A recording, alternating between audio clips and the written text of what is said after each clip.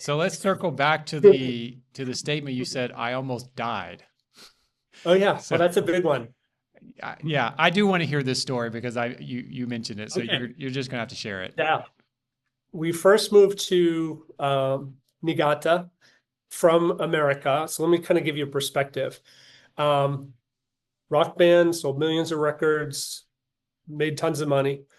Move on to successful business. My whole focus was money and fame and being successful because that's the American dream. And everyone knew me, oh, Devon, oh, yes, yeah, right? Then God says, hey, I want you to work for me. We say, yes, we go. And we go to Niigata. So we went from beautiful sunny California, home, everything you can possibly imagine, to rice fields. I love this. God has got a sense of humor. Rice fields. Um, my driver's license ran out. Like all this crazy stuff happened. The weather is when it snows in Niigata, it snows, I'm going to say feet because we're in America. It will snow like 12 feet, and that's normal. So it's crazy amount of snow. Sometimes people can't get out of their house because there's so much snow.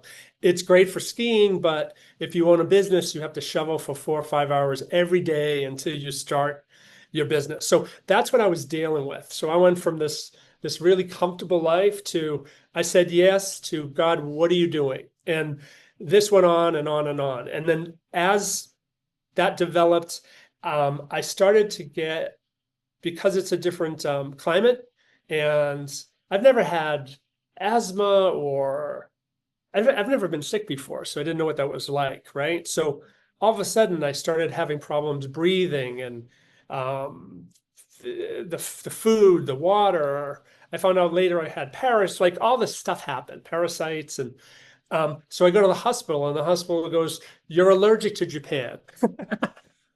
So I'm like, this is hilarious. I'm allergic to Japan. That's actually a good sign. I tell me I'm allergic to the sin, not she got mad at me, but it's the bottom line is when you're a missionary and you go into a place and they tell you you have to go home or you're allergic, you know you're in the right place. So that's where it all began. So the training began there, and after 5 years, my body started giving out. And the part that was very interesting about the whole thing is we started this place called Heaven's Cafe. It was a 15-seater cafe, very small. They said it would never work. God started blessing it, it started growing. And then all of a sudden, the community started loving us. And this was all God. Um, they didn't like Christians, but they loved us.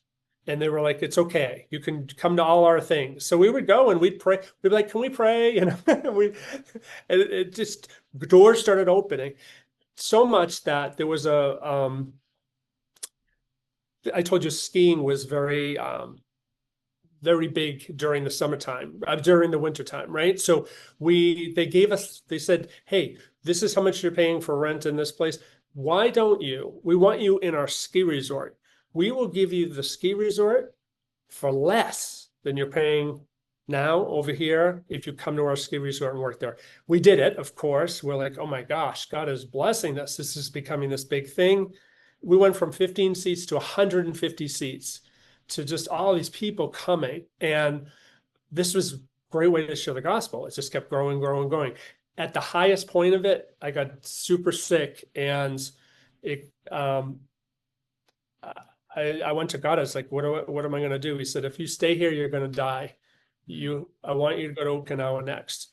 So in the natural, it seems nuts because you're at the height of what you think what's supposed to happen. And then you have to go to your wife and say, I have to leave. I have to go to Okinawa. What do you mean you got to go to Okinawa? We can't. We've got a business. We've got all these things. I said, no, there's limited time. I have to go. I heard specifically I will die here. I have to go to Okinawa. That's where he's going to heal me.